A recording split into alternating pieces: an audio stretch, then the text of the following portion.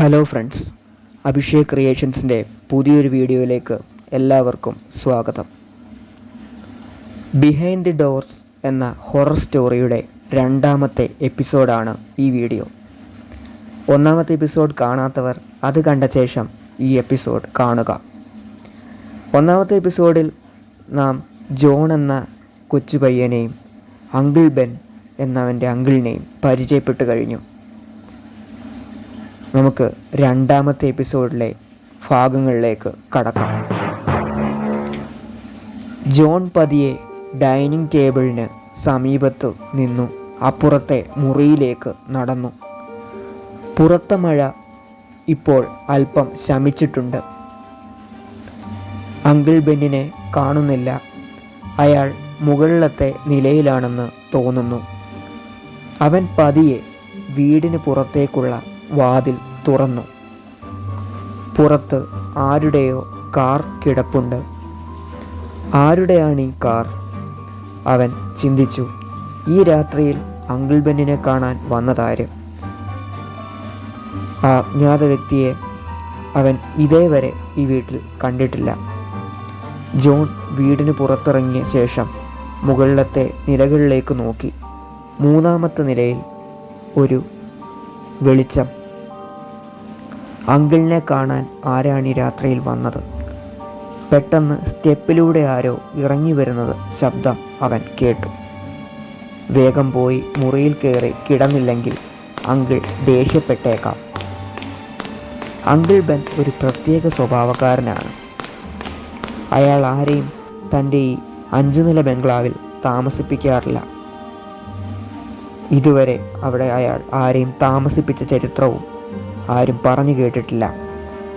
പക്ഷെ എന്തിനാവാം ഈ vacation Sunday ദിവസം ഈ രാത്രി തന്നെ ഈ വീട്ടിലേക്ക് കൊണ്ടുവന്നത്? മുൻപ് ഇവിടെ കേട്ട അജ്ഞാത ശബ്ദങ്ങളും ഒക്കെ അവനെ വല്ലാതെ ഭീതിപ്പെടുത്തിയിരുന്നു. അവൻ വീടിനുള്ളിലേക്ക് കയറാൻ വാതിൽ തുറക്കുന്ന നേരം ലൈറ്റുകൾ മിന്നിത്തുടങ്ങി. ജോണിൻ്റെ മനസ്സിൽ ഒരു പേടി.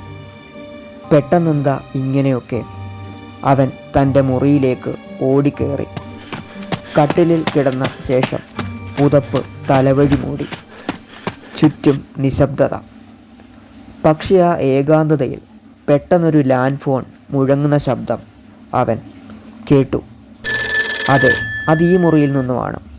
അവൻ പുതപ്പ് മാറ്റിയ ശേഷം പതിയെ കിടക്കയിൽ നിന്നും എഴുന്നേറ്റു. ശേഷം ആ ലാൻഡ് ഫോണിൻ്റെ അടുത്തേക്ക് ചെന്നു.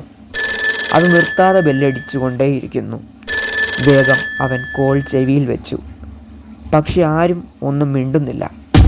അവൻ ഫോൺ തിരികെ വെച്ച ശേഷം കിടക്കയ്ക്ക് സമീപത്തേക്ക് നടന്നു. പെട്ടെന്നാണ് അതവൻ്റെ ശ്രദ്ധയിൽപ്പെട്ടത്. ജനാല വഴി നോക്കിയ അവൻ പുറത്ത് കിടന്ന കാർ എടുത്തുകൊണ്ട് അജ്ഞാത വ്യക്തി പോകുന്നത് കണ്ടു. അവൻ തൻ്റെ കട്ടിൽ മറ്റാരോ മൂടി പുതച്ച് കിടക്കുന്നതും കണ്ടു. ആരാണത്? ഒരു ചിരിശബ്ദവും മുഴങ്ങുന്നുണ്ട്. അവൻ വല്ലാതെ ഭയപ്പെട്ടു. കട്ടിലിൽ കിടന്ന അജ്ഞാത വ്യക്തി കട്ടിലിന് അടിയിലേക്ക് ഉരുണ്ടു വീഴുന്നത് കണ്ട അവൻ കിടക്കയ്ക്ക് അടിയിലേക്ക് പതിയെ നോക്കി.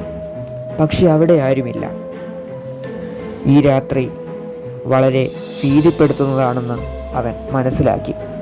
തന്നെ കരുതിക്കൂട്ടി ഈ വീട്ടിലേക്ക് അങ്കിൾ ബെൻ കൊണ്ടുവന്നതാണ്. നാളെ തന്നെ തിരികെ തൻ്റെ വീട്ടിലേക്ക് പോകണം. പിന്നീട് ഒരിക്കലും അങ്കിൾ ബെന്നിൻ്റെ വീട്ടിലേക്ക് താൻ വരികയില്ലെന്ന് ജോൺ ഉറപ്പിച്ചു.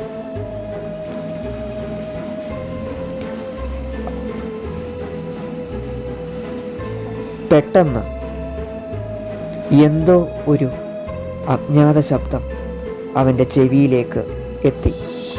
അതെ, ആരോ തൻ്റെ മുറിയിലേക്ക് ബൂട്ടിട്ട കാലുകൊണ്ട് നടന്നു വരുന്ന ശബ്ദം. ആരാണ്? അങ്കിൾ ബെൻ ബൂട്ടിട്ട കാലുകളാൽ നടന്നു വരുന്നതാവാം. അവൻ മുറിയുടെ പുറത്തെ വാതിലിലേക്ക് ശ്രദ്ധിച്ചു.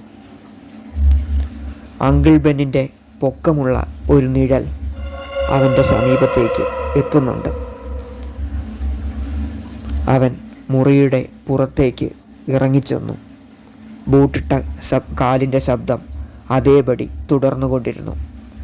ഈ വീട്ടിൽ നിന്നും ഈ രാത്രി തന്നെ തനിക്ക് രക്ഷപ്പെടണം. അവൻ ആ ചിന്തയോടെ വീടിന് പുറത്തേക്ക് ഇറങ്ങി നടന്നു. ബാക്കി എന്താവും?